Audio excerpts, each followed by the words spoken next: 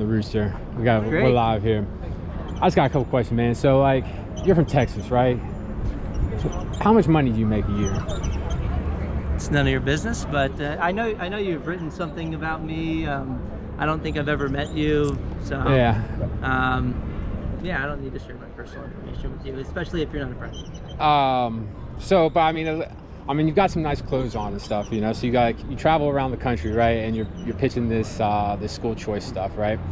What about the kids? And I get it, right? I hear the talking points. It's good, but you know, what about the kids? The problem with school choice is we did this in Ohio, right? So I graduated school in 2005, publicly educated. Don't know how I did it, but I went to public school too. Okay, well, now you're attacking it.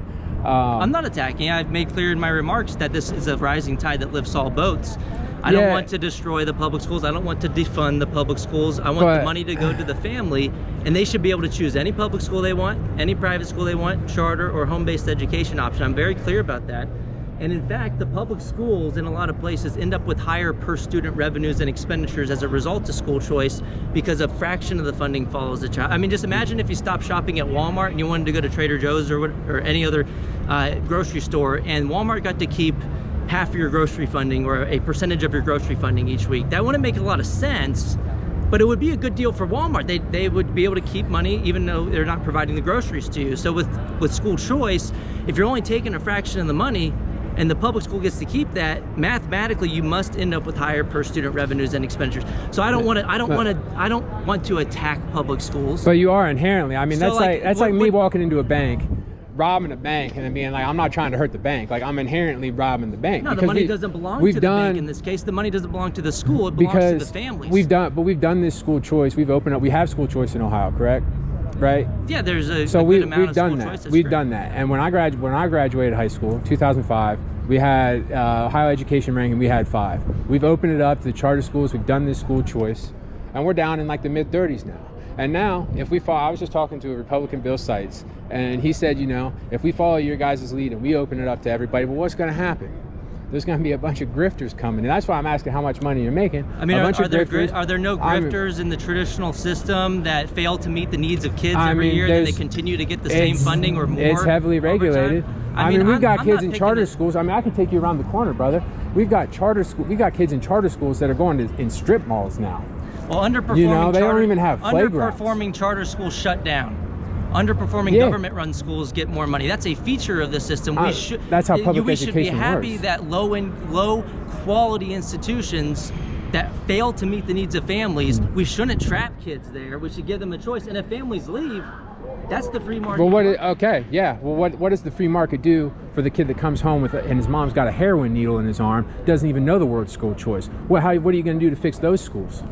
Nothing. Look, the public school system is still an option that's on the table, and you're using an outlier to try to dictate policy for everyone. Just because some families might not make the best decisions for their kids, should we force everybody to go to a residentially assigned grocery store and have the government give you a bag of groceries? We already have school choice. And what are you going to do? So you're saying we already have school choice? I mean, you're from Texas. You're from Texas, so you probably don't know this, but in a lot of this state, like you go down to southeastern Ohio, you go up to northwestern Ohio where I'm from, there are no charter schools. There is no school choice. So it's a more rural area where you're from. So there's no charter schools. So like so if you're in a rural area, you're going to take money from them. Wait, so you're saying there are no charter schools in the rural area? If there are no charter schools or private schools, you should have nothing to worry about. There's no exit options where the family's going to go. You continue to have your public school option. I mean, there's online stuff. And I'm not pushing for a bill to abolish public schools. You still have the option on the table. If you have a great public school in your area, if it's in the rural area or whatever area it is, I want you to keep that option if you want to keep that option. But I just want you to be honest on your I mean, I've looked at your social media. You know what I mean? That one lady down there, like you've been going on her for 3 days with like the vouchers aren't my religion. You've been attacking her for like 3 days, retweeting everybody who retweets you. Like you are attacking public schools. Like you're not being honest. Not attacking public schools. I made clear I don't know if you recorded my remarks, but you can show your followers later my remarks that said we don't want to destroy public schools. In fact, there are 29 studies on the subject.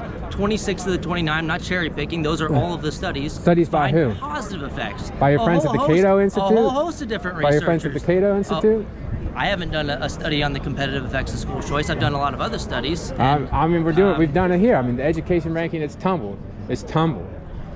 And it's sad to see, brother. And it's sad to see. It's sad to see. I'll give you this much. You've got a nice Taylor. That's more than you can say for a lot of those bozos in there.